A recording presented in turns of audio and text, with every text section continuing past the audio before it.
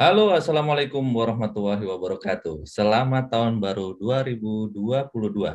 Semoga di tahun baru ini semua harapan kita menjadi nyata dan selalu diberikan kesehatan dan kebahagiaan. Amin ya robbal alamin.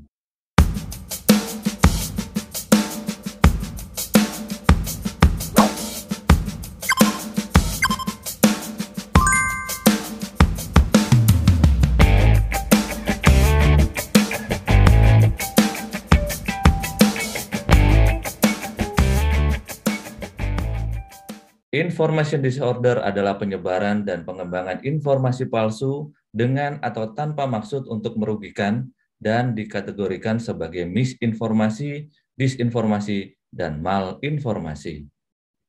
Ya, dalam bahasan kali ini memang agak sedikit berat ya, karena memang konten yang berisi itu agak sulit ya untuk memberikan bungkus atau kemasan yang agak ringan. Mungkin saya juga bukan stand up komedian ya.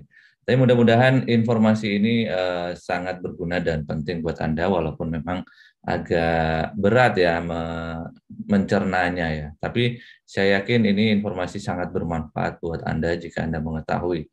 Karena pada era informasi yang begitu banyak seperti saat ini, information disorder atau kekacauan informasi ini sering terjadi, baik itu di sosial media maupun apalagi di sosial media maupun ada di mainstream ya, ataupun di media nasional atau media cyber, dan banyak ya di media mainstream lah ya. Jadi ada bahasan tentang misinformation, ada disinformation, dan malinformation. Nah, di situ kalau kita merujuk pada gambar model yang ada seperti yang ditampilkan ini adalah ada false information dan ada intent to harm. Nah, di sini ada misinformation, disinformation, dan malinformation. Apa sih itu?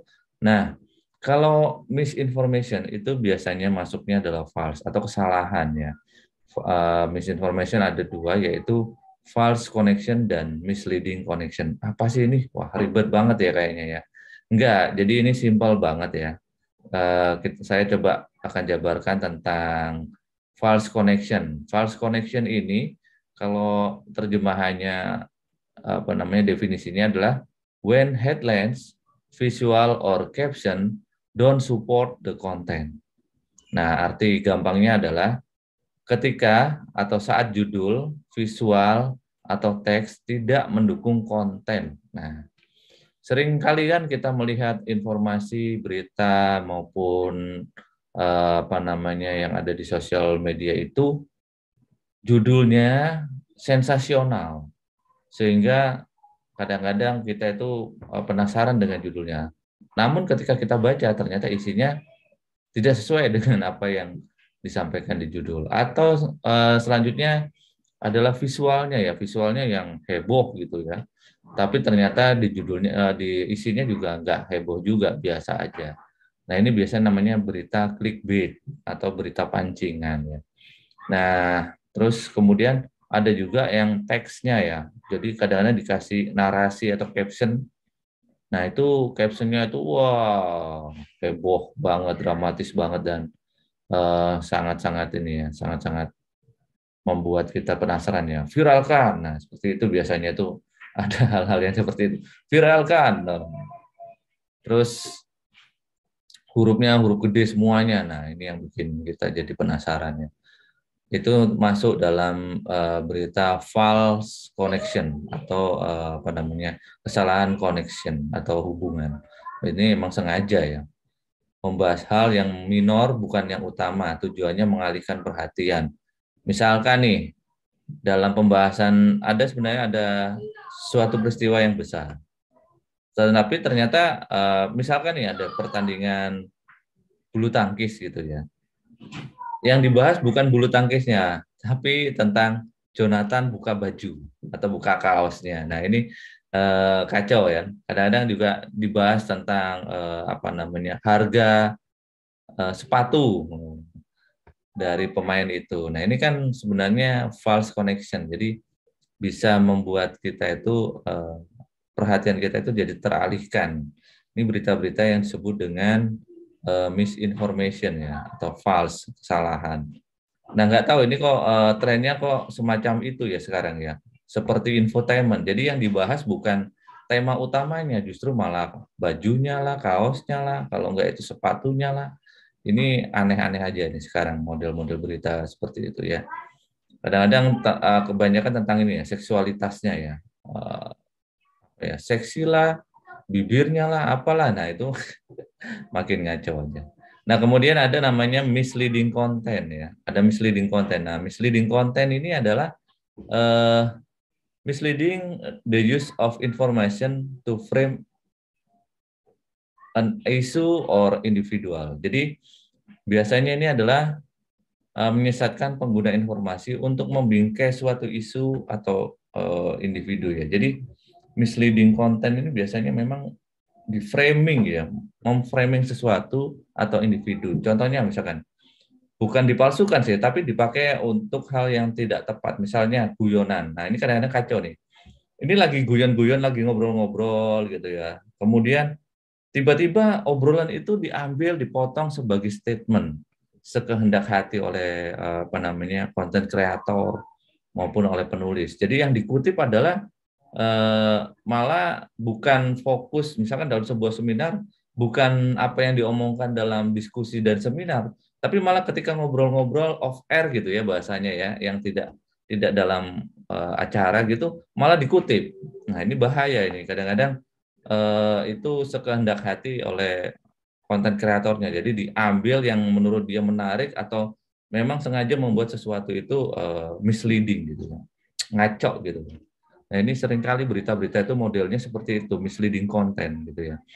Jadi ini bukan palsu, tapi bukan konteksnya gitu ya. Jadi ada orang lagi ngobrol, lagi bercanda-bercanda, malah misalkan kita lagi apa namanya, lagi sedang apa ya, biasanya kalau orang kan bercanda ya kalau off air ya. Tapi bercandanya itu malah diambil. Nah, selain itu misalkan menafsirkan ayat dalam konteks yang berbeda ini juga bisa menjadi misleading. Jadi misalkan orang yang lagi males sholat gitu ya, dikasih ayat fawailul lil musallin gitu. Jadi celakalah bagi orang-orang yang sholat. Loh, jadi orang-orang yang sholat itu malah celaka. Jadi eh, mengambil atau mengutip ayat yang tidak sesuai dengan konteks, kemudian dijadikan apa namanya konten yang tidak tepat, jadi tidak kontekstual. Jadi ya memang ayatnya benar, cuman apa namanya asbabun nuzulnya juga nggak benar, konteksnya nggak benar. Jadi itu akan terjadilah namanya false information, ya itu untuk misinformation. Jadi di tengah-tengah itu ada namanya disinformation. Ini antara intent to harm dan false. Jadi antara kesalahan dan antara apa namanya sengaja menyakiti. Itu dia namanya disinformation ya. Nah, disinformation ini ada namanya false context. Kemudian ada imposter content dan ada namanya manipulated content dan juga fabricated content. Kita akan coba bahas satu persatu mengenai apa namanya disinformation ini. Ya, disinformation misalkan yang false context itu. False context itu adalah when genuine content is shared with false contextual information. Nah, ini seperti yang saya omongkan tadi ya. Jadi ketika konten asli dibagikan dengan informasi kontekstual yang palsu. Nah, ini konteksnya yang dipalsukan. Jadi kontekstual yang dipalsukan. Jadi berita tidak sesuai dengan kondisinya. Jadi banyak ya. Jadi bukan kondisinya saat ini, tapi dia ngambil apa yang mencuplik dari masa-masa yang lalu. Biasa kan sekarang kan video-video potongan itu kan video-video misalkan tentang acara sebelum-sebelumnya gitu ya. Kemudian dimasuk-masukkan ke masa sekarang. Jadi konteksnya ini dipalsukan. Jadi tidak sesuai dengan konteksnya. Padahal yang diomongkan itu adalah tentang kondisi saat itu, tapi videonya itu diambil untuk seolah-olah ini menjadi seperti kondisi saat ini. Jadi ini banyak sekali ya video-video semacam video Ahok lah, video Anies lah, itu sering banget kita lihatnya. Tidak sesuai dengan kondisinya, gitu ya. Kemudian ada namanya imposter content. Imposter content itu adalah when genuine source are impersonate. Jadi ketika sumber asli ditiru. Jadi ini personate ya, meniru-nirukan ya, konten yang dipalsukan bisa jadi. Jadi suaranya yang mirip, misalkan mirip Jokowi lah, kemudian ada yang suaranya mirip Anies Baswedan, ada juga yang miripnya suara mirip Ahok, kemudian dibuatlah itu seolah-olah itu adalah suara mereka, dan ini sangat parah ya. Jadi meniru dari sumber aslinya, kemudian di apalagi sekarang teknologinya teknologi sudah bisa meniru apa namanya suara gitu ya, kemudian bisa meniru wajah lagi ya. Ini berbahaya, ada imposter content. Kemudian ada juga namanya manipulated content, yaitu when the genuine information are imagery is manipulated to deceive ya, to deceive.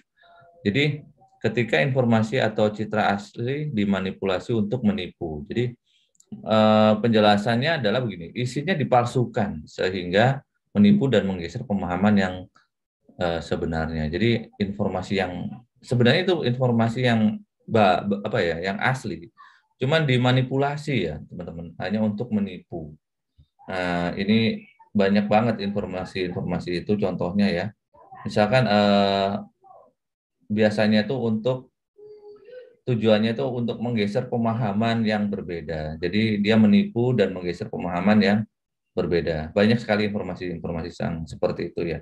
Jadi dimanipulasi. Jadi informasinya itu dimanipulasi. Nah, sekarang lagi heboh misalkan giring, giring lagi pembohong gitu ya. Tapi ini secara eksplisit menuduh, menyebut nama orang lagi ya kan. Ini kurang etika lah ini. Sangat kurang beretika ya. Oke lah, kalau misalkan kita mengkritik ya paling tidak jangan menyebutkan nama orang gitu ya. Bisalah dengan inisial atau apa. Nah, kemudian ada namanya fabricated content. Fabricated content ini ya memang diproduksi ya.